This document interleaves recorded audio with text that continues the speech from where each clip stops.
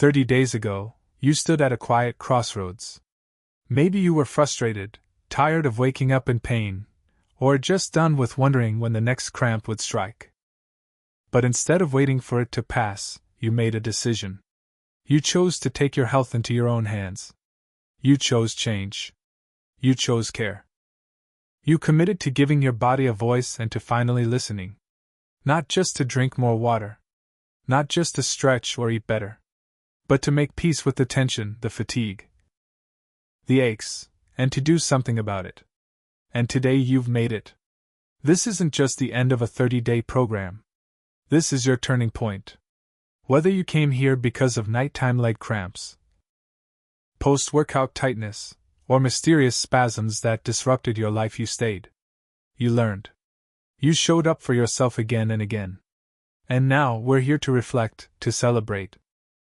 And most importantly, to make sure this victory isn't temporary, but permanent. Let's begin. Do you remember how it all began?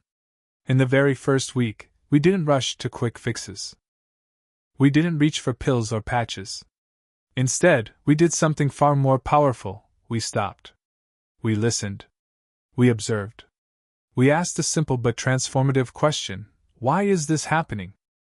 Because cramps aren't the problem, they're the signal. A message from your body. A flashing light saying, something inside needs attention. So we explored the root causes. We learned that dehydration isn't just a lack of water, it's a lack of fluid balance, of minerals that help muscles function properly.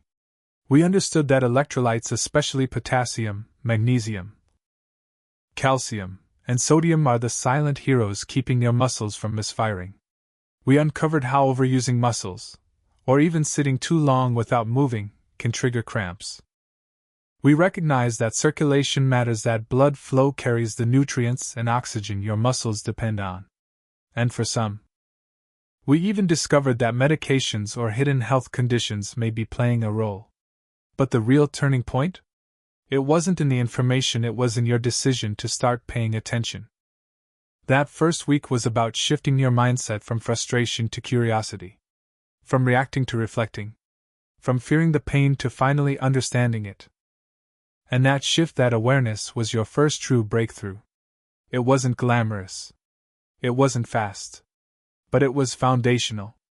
Because healing can't begin until you know where the pain comes from. And in that moment, when you stopped blaming your body and started listening to it, that's when everything started to change. In the second week of your journey, your focus shifted to something deceptively simple: hydration. But not just drinking more water. This time, it was about drinking smarter.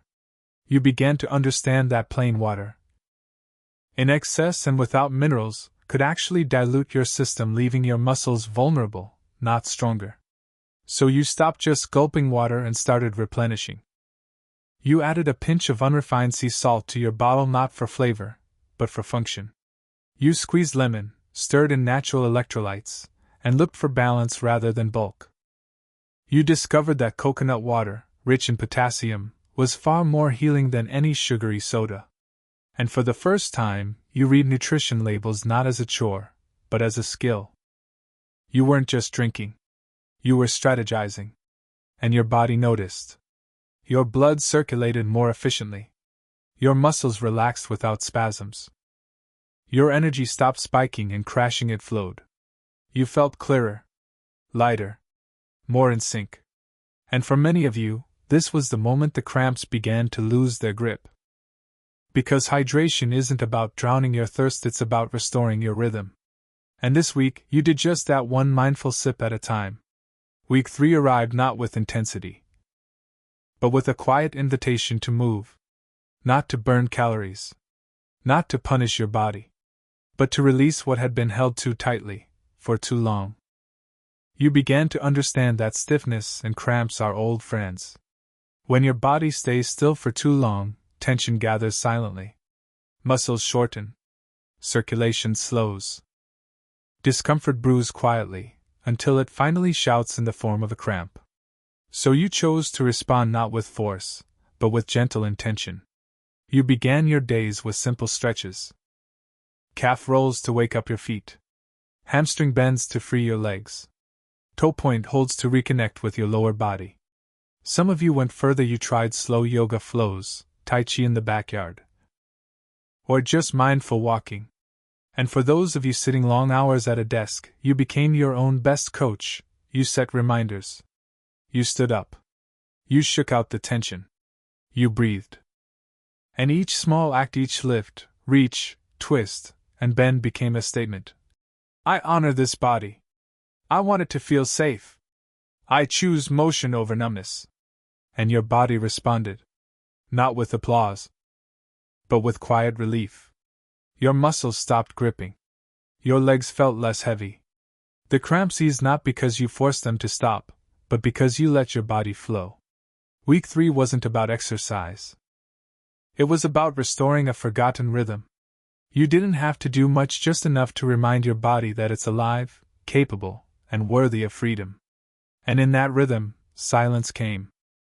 Not the silence of pain, but the peace of release.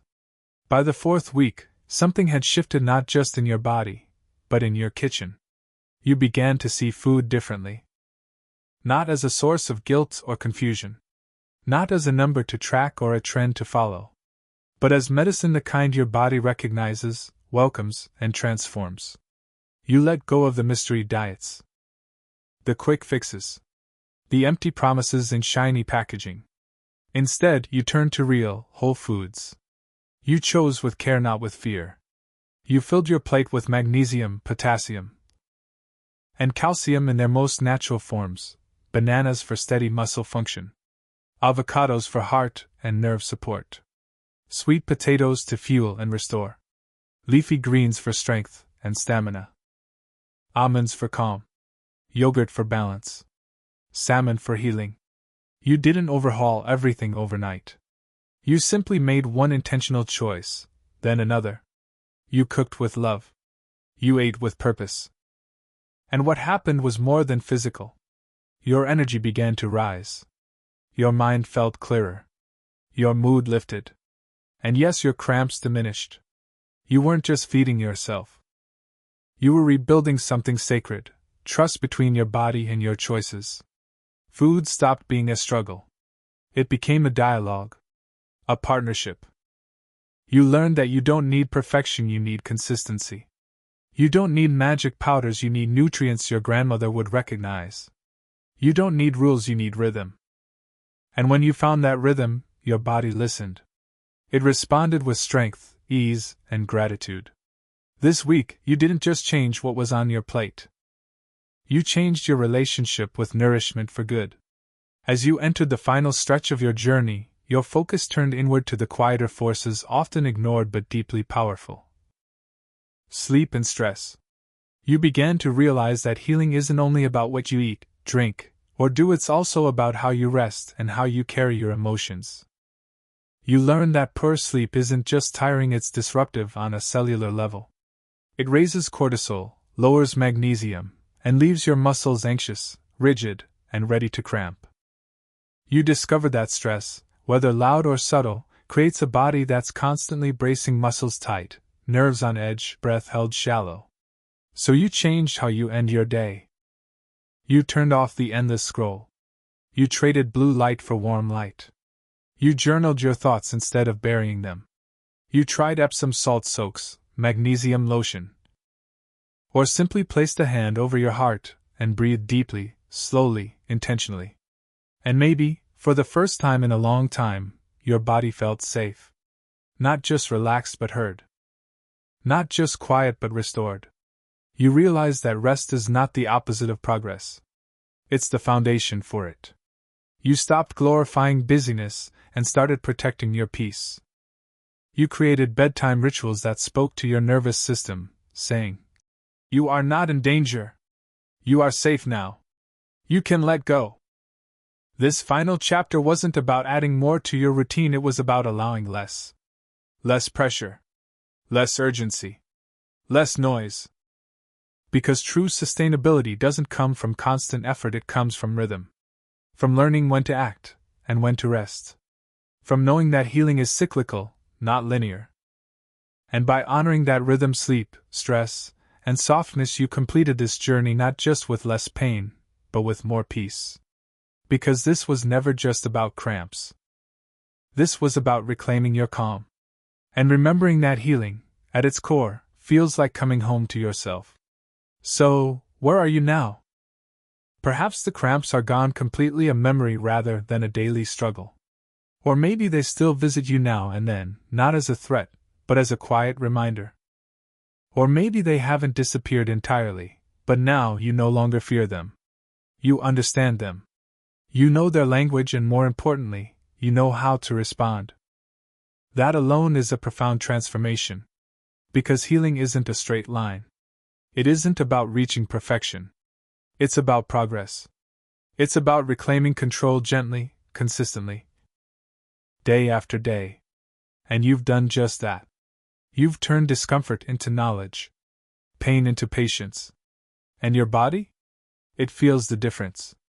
And now, the big question, what comes next? You've completed the 30 days. You've built new habits. You've reconnected with your body in ways you may not have thought possible. So, do you stop here? Absolutely not.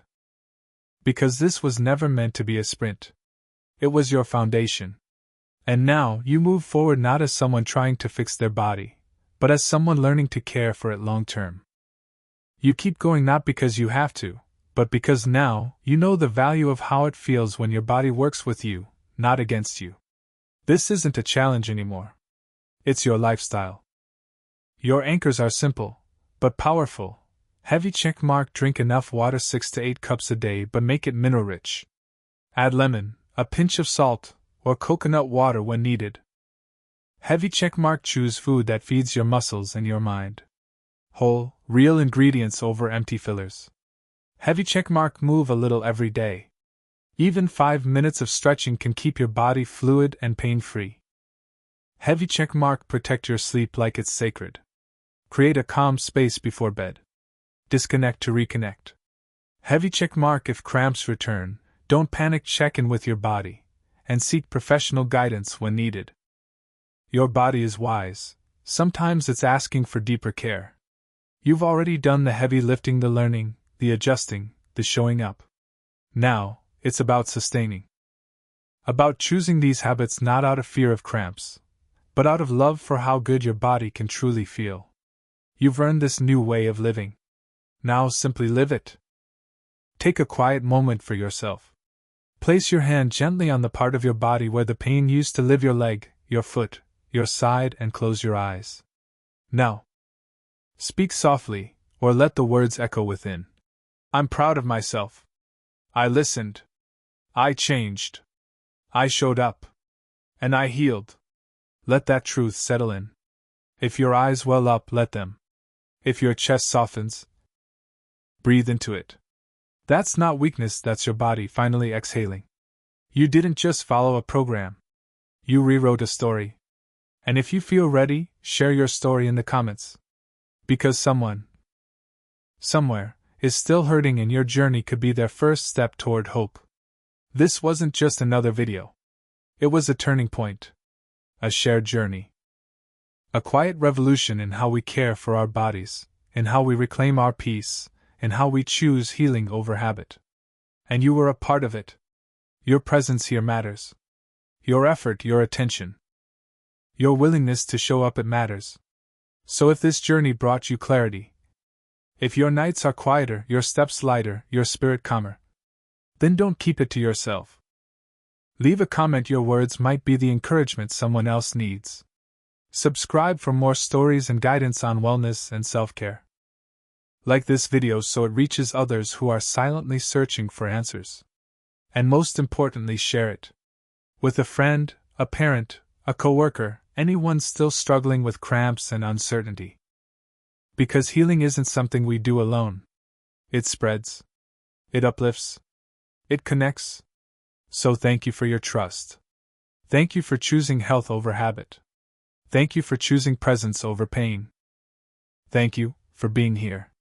And until we meet again, take care of your body. It's the only place you have to live, and you deserve one that moves with freedom, with strength, and without pain.